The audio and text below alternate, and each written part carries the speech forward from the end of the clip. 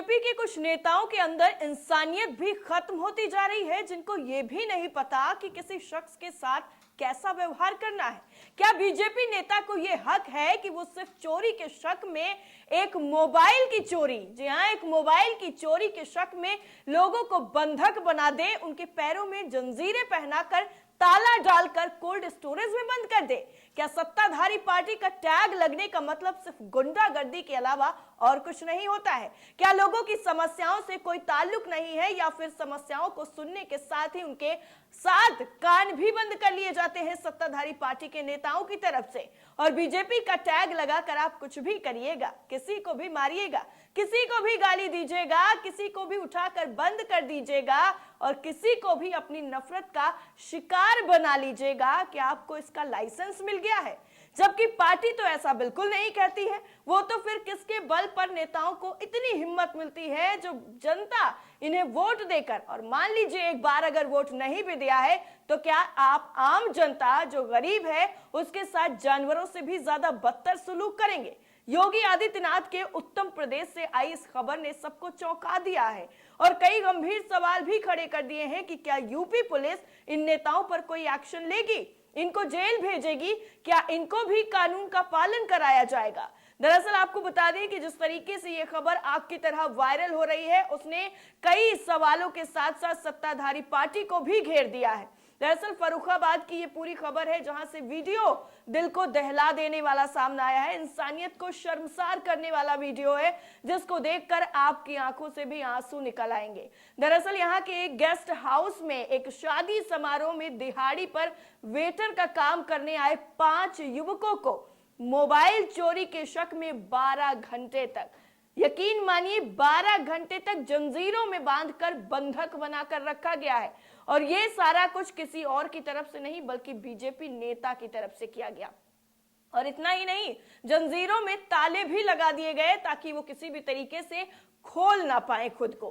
Social media पर तेजी से हो रहे वायरल इस वीडियो के बारे में हम आपको पूरी जानकारी बता देते हैं कि ये किस तरीके से और कहां पर पूरा मामला जो है वो घटित हुआ है।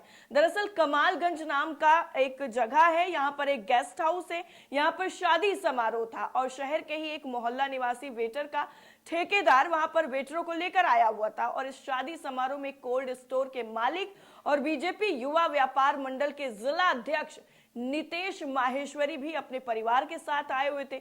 लेकिन समझ ये नहीं आता है कि आखिर बीजेपी नेता के मोबाइल में ऐसे कौन से कारनामे बंद थे, जो एक मोबाइल के चक्कर में उन्होंने अपनी सारी इंसानियत की जो हदें थी वही पार कर दी। बताया ये जा रहा है कि वेटरों ने उन्हें खाना खिलाया, इसके बाद टिप भी दी, लेकिन वहां पर साफ सफाई करने लग गए बाद में। और जब कोल्ड स्टोरेज मालिक परिवार के साथ चले गए, थोड़ी देर बाद फिर वापस आए और उनकी पत्नी का मोबाइल उन्होंने कहा कि यहीं पर छूट गया है।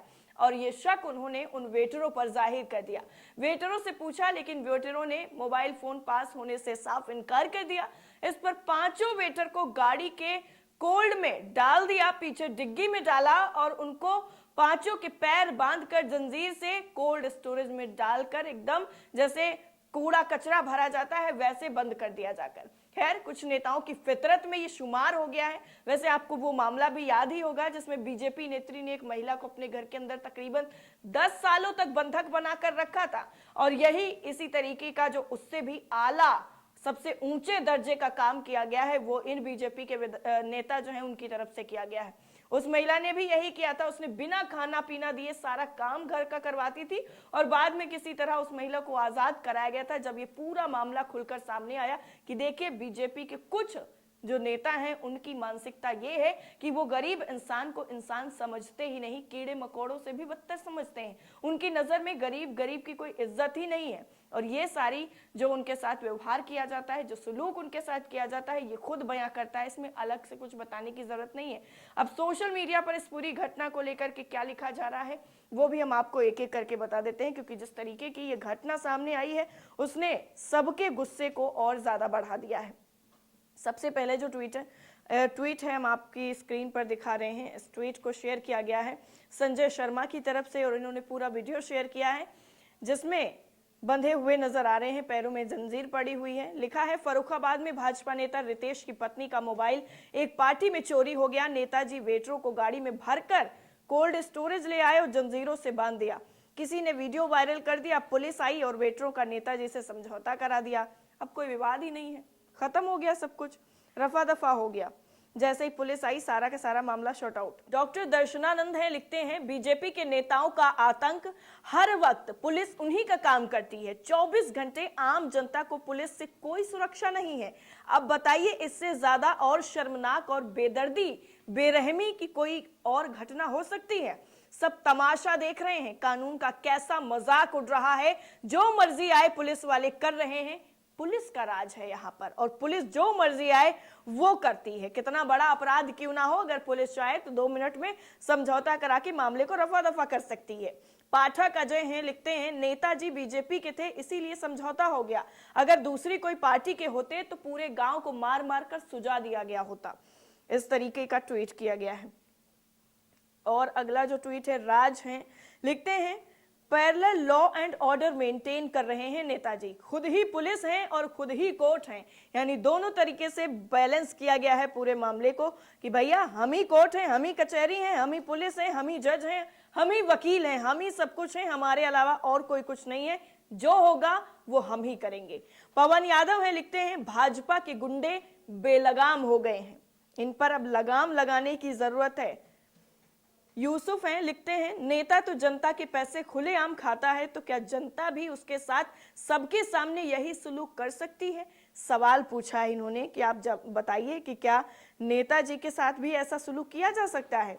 अमित त्रिपाठी हैं, लिखते हैं सीएमओ ऑफिस को टैग करते हुए कि CMO is this allowed under your governance? क्या आपकी गवर्नमेंट में ये सारा कुछ अलाउड है? क्या आपने इसकी इजाजत दे रखी है? और योगी आदित्यनाथ को भी टैग कर दिया है, सीधा उन्हीं से सवाल पूछ लिया है। सरदार खान है, लिखते हैं तगड़े कांड छिपे होंगे मोबाइल में, इसी वजह से मोबाइल इतना ज्यादा अहम हो गया था। पीयूष अग्रवाल हैं, लिखते हैं police should have arrested the arrogant नेता एंड हिज वाइफ। उनकी वाइफ और नेताजी को अरेस्ट करना चाहिए जिन्होंने इस तरीके का जघन्य अपराध किया है।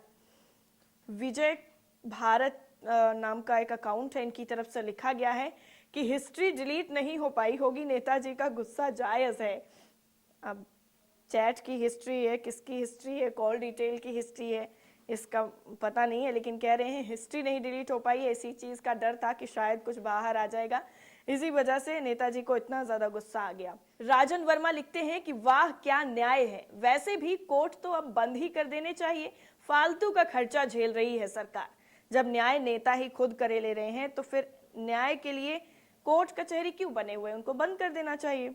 दिव्यू करके एक ट्विटर यूजर है, इन्होंने लिखा है कि यूपी पुलिस शायद आपका काम यही रह गया है, बीजेपी नेता को सजा देने की बजाय समझौता करवाना, इसके अलावा और आप कुछ नहीं करेंगे। जो आपकी ड्यूटी है वो तो आप पहले ही भूल चुके हैं। आपकी ड्यूटी के इतर आपके जो भी काम नहीं है वो आप जरूर करते हुए नजर आते हैं। और सोशल मीडिया पर इनके इन सभी जितने भी ट्वीट्स मैंने आपको बताए, इनके अलावा भी बहुत सारे ट्वीट्स हैं जो ये सवाल कर रहे हैं कि क्या योगी आदित्यनाथ के राज्य में इस तरीके का बीजेपी नेता क्रूर एकदम जघन्य अपराध करता है, एक गरीब शख्स के साथ इस तरीके का व्यवहार करता है, क्या ये जायज है? क्या योगी आदित्यनाथ इस पूरे मामले में कोई एक्शन लेंगे और इस नेता को अपनी पार्टी से बाहर निकलवाने का काम करेंगे? क्योंकि कुछ लोग ऐसे भी हैं जिन पर छोटे छोटे मामलों में सीधा उन्हें उठाकर जेल में डाल दिया जाता है, पुलिस लाठियों पर लाठियां बजाती है। लेकिन इन मामले में जब शक के आधार पर, सिर्फ शक था, शक के आधार पर 5 वेटरों को किस तरीके से जानवरों की तरह बंधक बनाकर 12 घंटे से ज्यादा रखा गया, ये अब सामने आ चुका है, जिससे बीजेपी की और उनके नेताओं की क्या मानसिकता है, कुछ नेताओं की, वो समझ में आ रही है। इस पूरी रिपोर्ट को लेकर आपकी राय क्या है और बीजेपी नेता के इस नए कारनामे पर आप क्या सोचते हैं, कमेंट करके जरूर बताइएगा। जय हिंद।